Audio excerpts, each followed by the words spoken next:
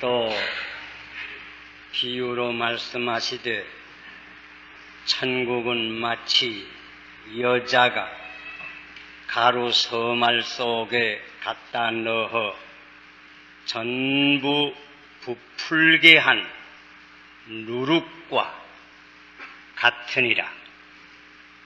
13장 33절 다시 봉독하였습니다.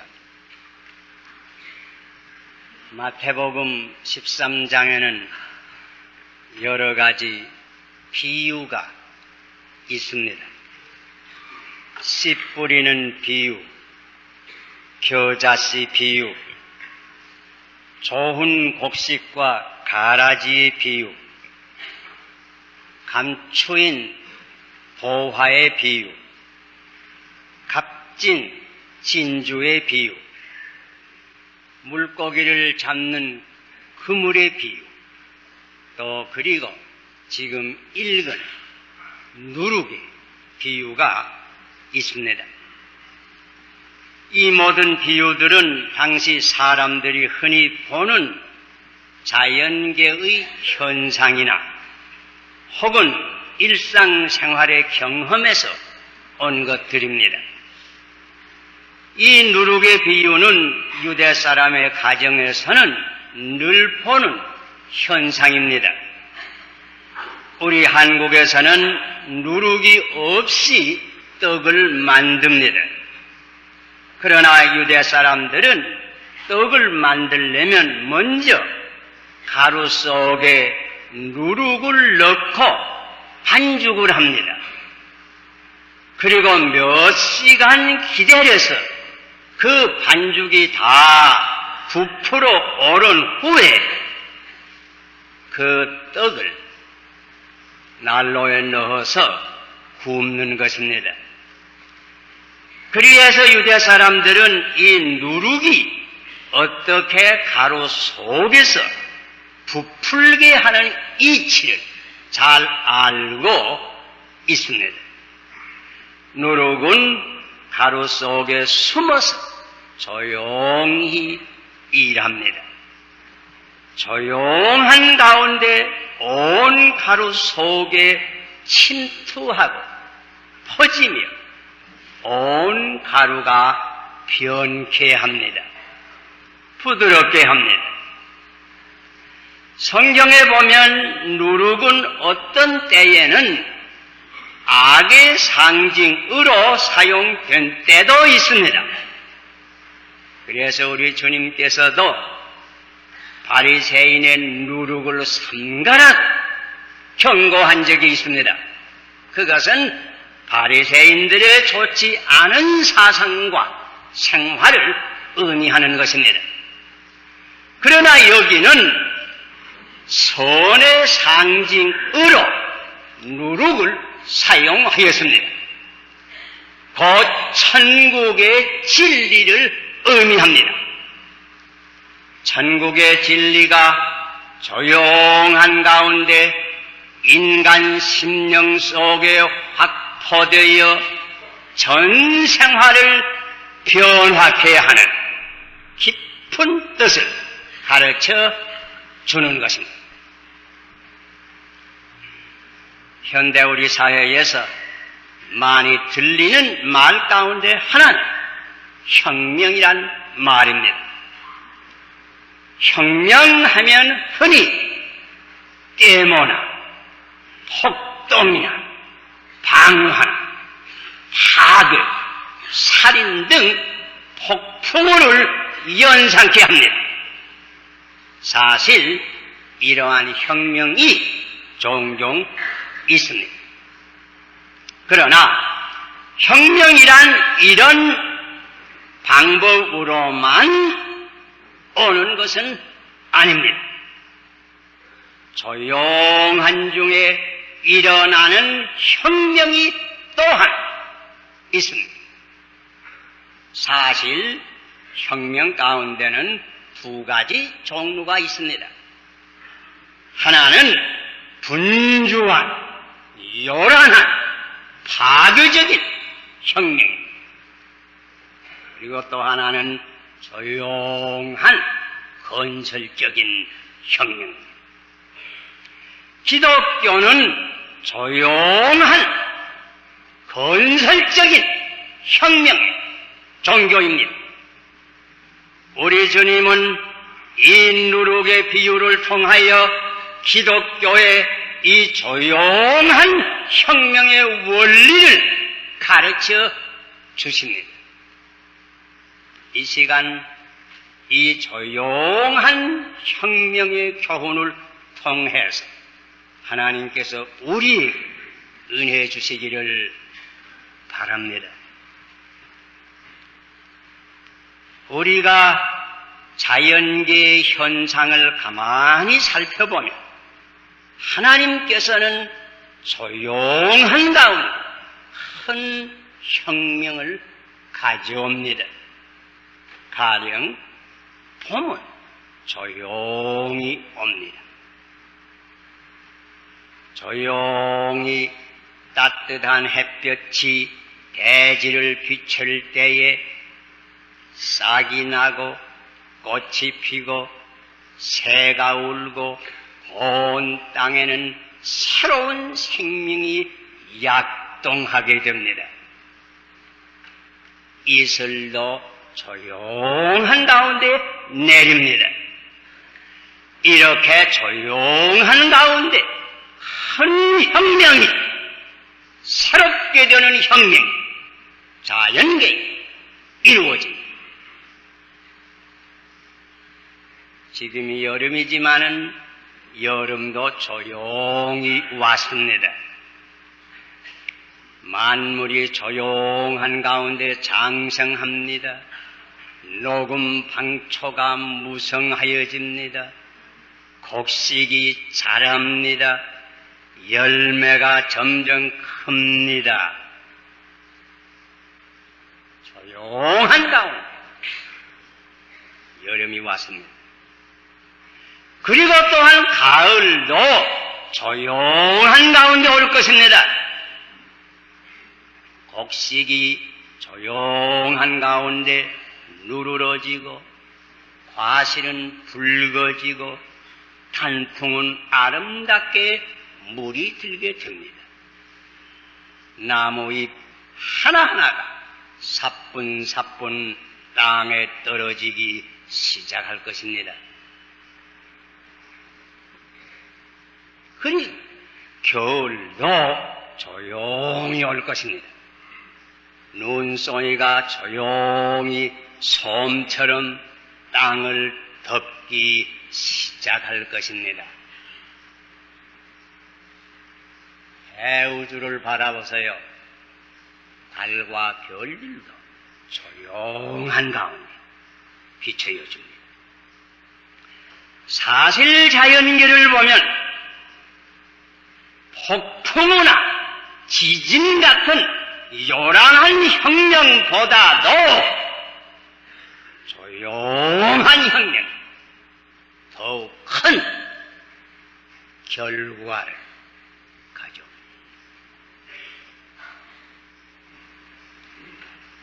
마찬가지로 하나님께서는 영적 세계에서도 조용한 가운데 큰 혁명을 일으킵니다.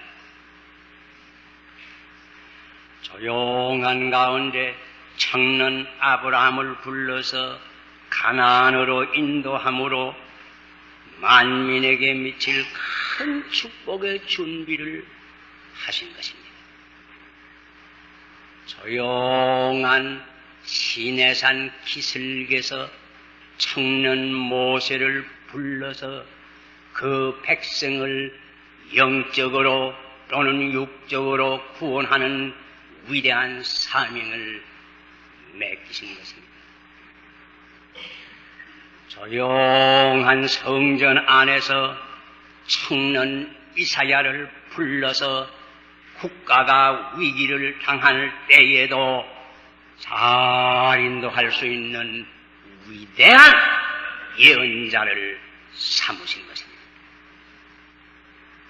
역시 조용한 가운데서 소는 에레미야를 불러서 국가의 가장 비극적인 시대를 통해서 하나님의 말씀을 전하는 눈물의 사자를 삼은 것입니다.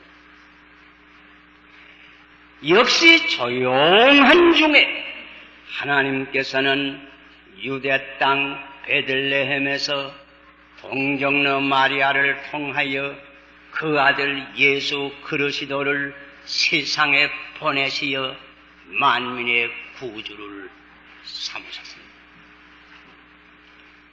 주님으로 말미암아 일어난 이 천국운동은 조용히 갈릴리 해변에서부터 시작되어서 예루살렘과 온 유대와 사마리아와 아니 전 세계에 확포되어 세계 역사에 큰 혁명을 가져오게 하신 것입니다. 이렇게 하나님은 조용한 가운데 큰 혁명을 가져오시는 것입니다. 누룩은 조용한 가운데 역사합니다. 보이지 아니하는 가운데서 역사합니다. 속에서 역사합니다. 그러므로 주님께서 또한 말씀하셨습니다. 하나님의 나라는 볼 수 있게 임하는 것이 아니요 하나님의 나라는 너희 안에 있느니라. 하나님의 나라가 우리 속에, 우리 안에 임하는 것입니다. 그러므로 시편 42편 10절에는 너희는 가만히 있어 내가 하나님됨을 알지어다 하셨습니다. 조용한 가운데 우리 심령 깊은 곳에서 하나님을 직면하고 하나님을 알아야 하는 것입니다. 선지자 엘리야가 일찍이 호렙산 기슭에 섰을 때에 산을 가르고 바위를 부수는 강한 바람이 지나가는 것을 보았습니다. 그 후에는 온 땅을 뒤흔드는 지진이 일어나는 것을 보았습니다. 또는 그 후에는 큰 불길이 일어나는 것도 보았습니다. 그러나 그 가운데 그는 하나님을 만나지 못하였습니다. 이런 것들이 다 지나간 후에 그는 세미한 소리, 하나님의 조용한 적은 음성을 들었습니다. 조용한 가운데 하나님의 음성을 우리 심령 깊은 곳에 들어야 합니다. 성령의 역사는 보이지 아니하는 인간 심령 속에 새로운 생명을 주어서 거듭나게 하시는 것입니다. 조용한 가운데 이루어지는 이 중생의 체험이 있어야 합니다. 그리스도의 복음을 우리가 중심에 받고 그리스도의 말씀 그 진리를 우리 마음에 참으로 간직하며 조용한 중에 우리 마음 속에서 혁명이 일어납니다. 과거의 온갖 죄를 깨닫게 됩니다. 그 죄들을 회개하게 됩니다. 그러므로 더럽던 마음이 깨끗하여집니다. 교만하던 마음이 겸손하여집니다. 강팍하던 마음이 부드러워집니다. 거짓되던 마음이 참되어집니다. 미움과 시기는 사라지고 긍휼과 사랑으로 충만하여집니다. 여러분, 이 마음 속에 이 조용한 혁명이 이루어졌습니다.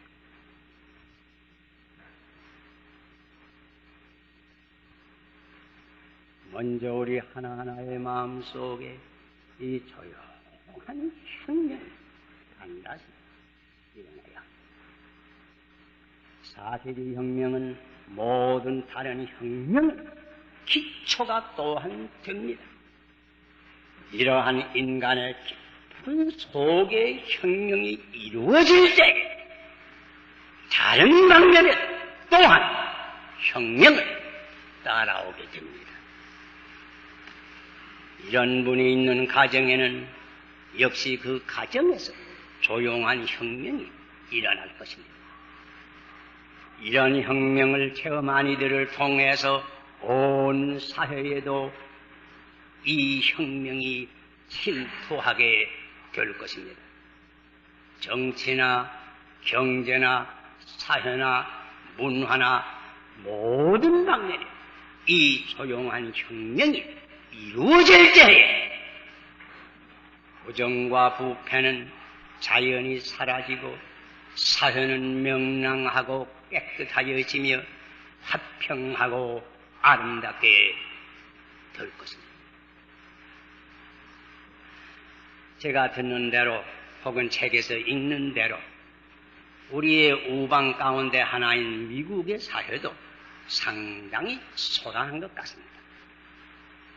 월남 문제니 인종 문제니 실직 문제니 범죄 문제니 희비 문제 등 매우 사회 상태가 소란한 것 같습니다. 그러나 내가 또한 얼마 전에 어떤 잡지를 보니 미국 사회 안에서 현재 이곳 저곳 각계각층에서 조용한 혁명운동 일어나는 것을 지적하였습니다. 그것은 곧 예수혁명이라 예수님을 중심한 혁명운동이다. 이 조용한 혁명운동은 대학 캠퍼스에서도 일어납니다. 상점에서도 일어납니다. 동서남북 도처에서 이 조용한 혁명운동은 일어나고 퍼지고 있다고 합니다. 이것이 사실 미국의 소망이었습니다. 미국뿐만 아니고 이런 혁명이야말로 모든 나라의 소망입니다. 우리 한국의 소망. 지금 우리가 사는 이 70년대는 어떠한 시대인가?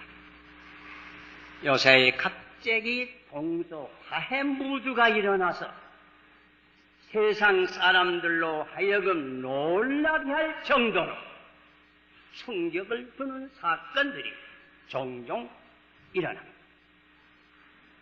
우리는 이러한 움직임이 세계 평화에 참으로 도움이 되고 특별히 이 아시아 지역에 있어서 평화와 자유 확보에 큰 기여가 있기를 기대하고 바라고 있습니다.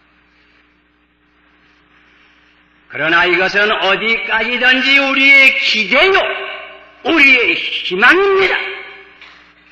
우리는 이와 같은 희망과 기대와 동시에 또한 기억할 사실이 한 가지 있습니다. 그것은 몇몇 정치가들이 피차에 내왕한다고 장래의 평화가 반드시 보장되는 것은 아닙니다.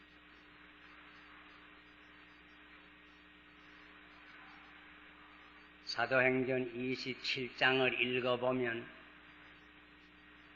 바울과 그때 사람들이 그레데에서 배를 타고 로마를 향하게 될 때 거레대항을 처음으로 떠날 때에는 남풍이 순하게 불어와서 모든 사람들이 득이한 줄 알고 평안히 항해를 시작했습니다.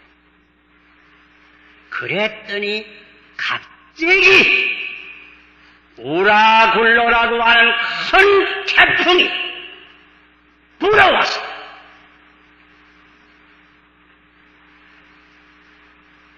그 배를 탔던 사람들이 얼마나 큰 고난을 겪은 이 얘기를 우리가 읽어봅니다. 이상한 것은 우리가 역사를 볼 때에 어떤 때에는 큰 폭풍 후 전날 밤 오히려 평온합니다. 그래서 모든 사람들은 마음을 놓습니다. 그런 가운데 갑자기 큰 역사적 파동, 전쟁 같은 이런 것들이 일어났어.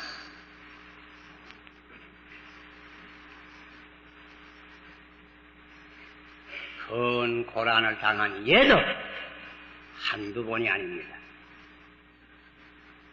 세계의 장래는 문자 그대로 누구나 예측하기 어렵습니다. 그것은 하나님의 경륜의 비밀에 속합니다. 우리는 이런 때일수록 우리 하나하나가 먼저 정신을 차리고 내 자신 속의 그리스도를 참으로 영접하여 새 사람이 되고 영원한 세계에 대한 분명한 준비를 갖추고 각각 내 직장에서 내 책임을 바로 감당해서 내 나라를 옳게 지켜야 합니다. 허영, 사치, 향락, 음란, 방탕 모든 대패한 기풍을 일소하고 문자 그대로 정신혁명을 일으켜야 합니다. 오늘날 우리 사회에 정신혁명이라는 말을 종종 듣습니다. 그러나 이 정신혁명은 무슨 신문지에서 사설이나 몇 번 쓰고 무슨 시민회관에서 강연회나 몇 번 해서 이루어지는 것은 아닙니다.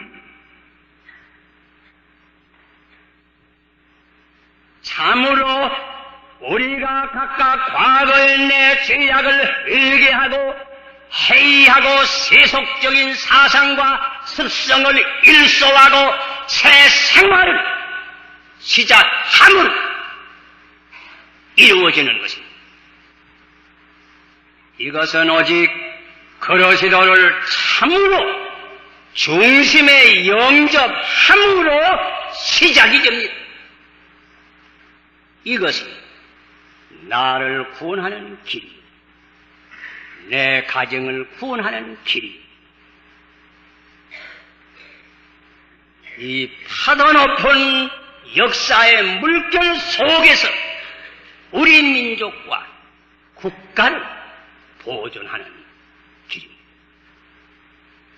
여러분, 중심에 이 조용한 혁명이 이루어졌습니다.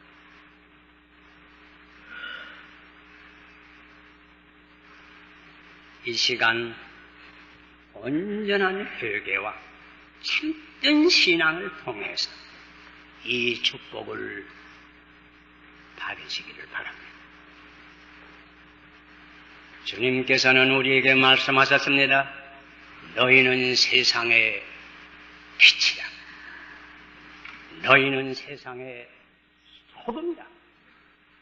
빛이 되고 소금이 되라.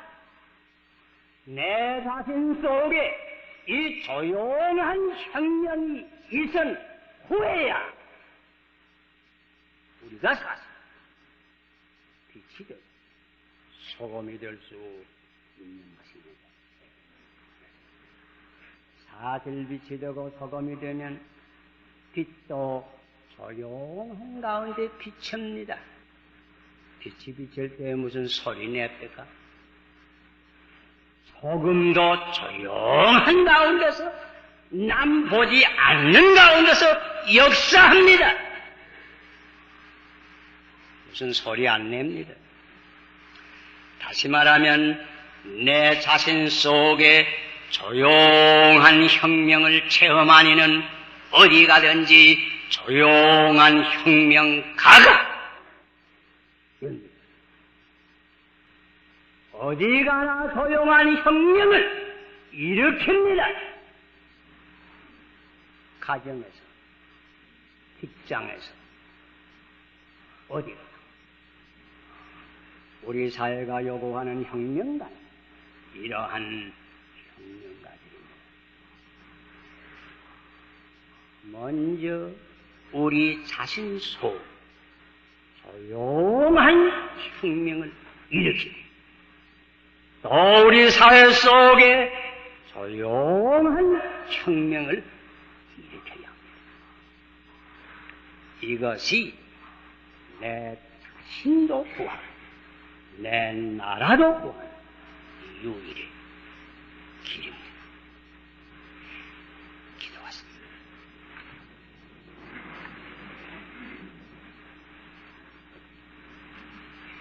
성령이시여, 이 시간 우리 심령 깊은 속에 임재하소서. 조용한 역사를 통하여 우리 마음의 혁명을 일으켜 주시고 우리가 참으로 빛이 되고 소금이 되어 어디 가든지 또한 이 조용한 혁명을 일으킬 수 있는 참된 혁명가들이 되게 하여 주시옵소서. 예수님 이름 받들어 기도하옵나이다. 아멘.